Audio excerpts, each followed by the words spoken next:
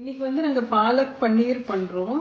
பாலக் பன்னீருக்கு வந்து முதல்ல பாலக்கு வந்து நல்லா கழுவிட்டு இந்த மாதிரி ஸ்ட்ரெயினரில் போடுங்க. ஏன்னா பாலக்கில் நிறைய மண் இருக்கும், அதனால ஒரு 2 வாட்டி கழுவிட்டு இந்த மாதிரி ஸ்ட்ரெயினரில் போடுங்க.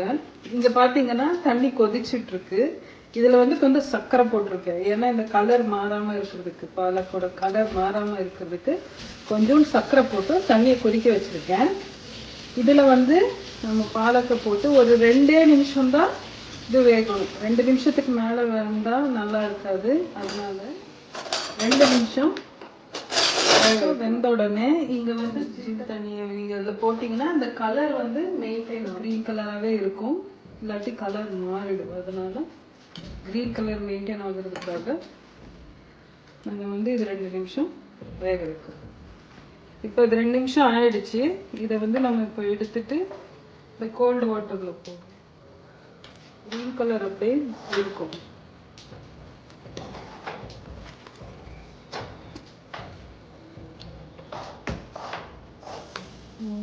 இந்த பிளான்ச் பண்ண பாலக்கை மிக்சியில் அரைக்கணும்.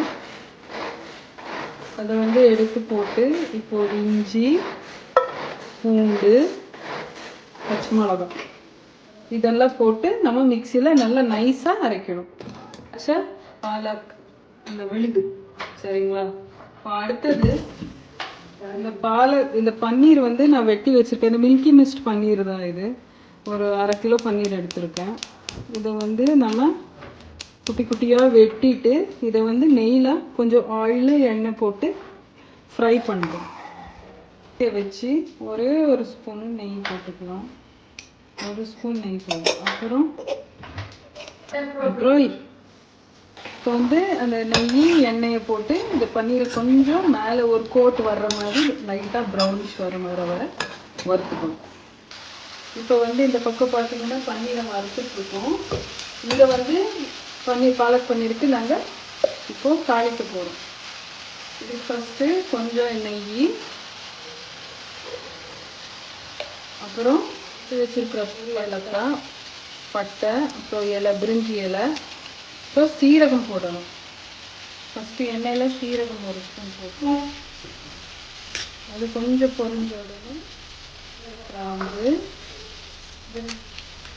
போட்டு கொஞ்சம் அது நல்ல ஃப்ளேவர் வர கொஞ்சம் வறுத்துக்கணும். நல்ல ஸ்மெல் வரும், அதோட வறுத்துக்கணும். வெட்டி வச்சா ஒரு வெங்காயம், கொஞ்சம் நீட்டாக வெட்டி வச்சா ஒரு வெங்காயம் போட்டுக்கலாம். வெங்காயம் இங்கே நல்லா வணக்கணும். எவ்வளோ வணக்குறீங்களோ அவ்வளோ நல்லா இருக்கும் ஃப்ளேவர். கொஞ்சமாக வெங்காயத்தை வணக்கிக்கணும். இப்போ பார்த்தீங்கன்னா வெங்காயம் வணங்கிடுச்சு, நல்லா வணங்கிடுச்சு. இப்போ வந்து ஒரு பெரிய ஸ்பூனு இஞ்சி பூண்டு பேஸ்ட் போடுவோம். பூண்டு பேஸ்ட் போட்ட உடனே நல்லா இந்த ரா ஸ்மெல் போகிற வரை நம்ம அதை வணக்கணும். ரா ஸ்மெல் போகுதுன்னா போக போக ஒட்டிக்கும் உங்களுக்கு கீழே அடியில். வேக வேக இஞ்சி பூண்டு வேக ஒட்டிக்கும் பேனோட அடியில். அப்போது நமக்கு தெரியுது இஞ்சி பூண்டு பேஸ்ட்டு வேகவே சரிங்களா. எண்ணெயிலேயே கொஞ்சம் மஞ்சள்தூள், ஒரு 1/4 ஸ்பூன் மஞ்சள்தூள், சீரகத்தூள், கொரியாண்டர் பவுடர், மல்லித்தூள் அது 1 ஸ்பூன் போடுங்க.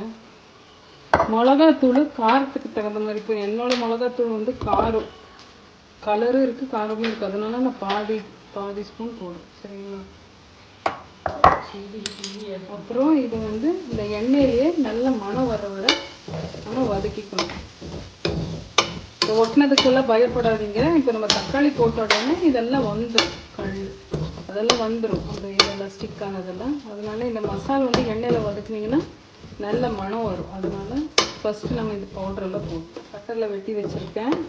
இது வந்து ஒரு பெரிய தக்காளி, அது வந்து நீங்கள் கட்டரில் வச்சிங்கன்னா நல்ல டேஸ்ட்டாக இருக்கும், அதனால் கையில் வைக்கிறது.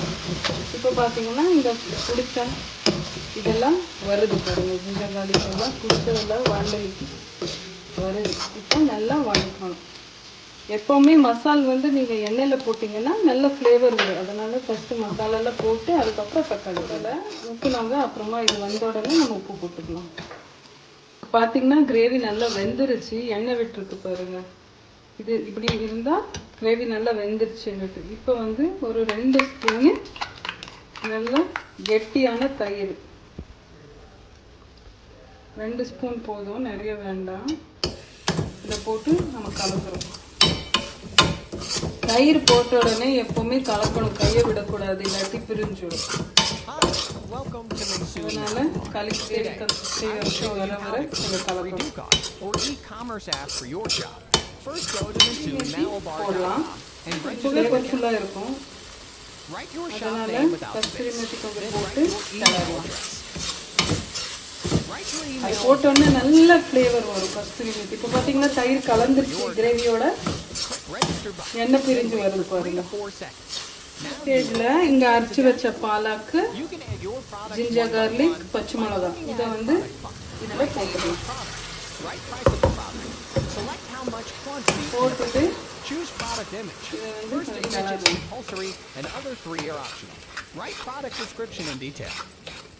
Finally, click submit button. Your one product is added. You can add more products like this. ஊத்தி மிக்ஸ் பண்ணிட்டு ஊத்தியாச்சு. இப்போ வந்து காரம் செக் பண்ணிட்டு You can also edit or delete your product. பொடி உப்பு கல்லுப்பு என்ன You need to update your settings. To do this, click settings button. இப்போ இது ஒரு கொதி வரணும். Write your email உப்பு போட்டாச்சு. இது ஒரு கொதி வந்த உடனே வறுத்து வச்ச பன்னீரை போட்டோம்னா பன்னீர் வந்து பாத்தீங்கன்னா கிரேவி கலர் மாறிடுச்சு, எண்ணெய் பிரிஞ்சு வருது பாருங்க. இந்த டைம்ல நாம வறுத்து வச்ச பன்னீரை இதுல போட்டுக்கலாம்.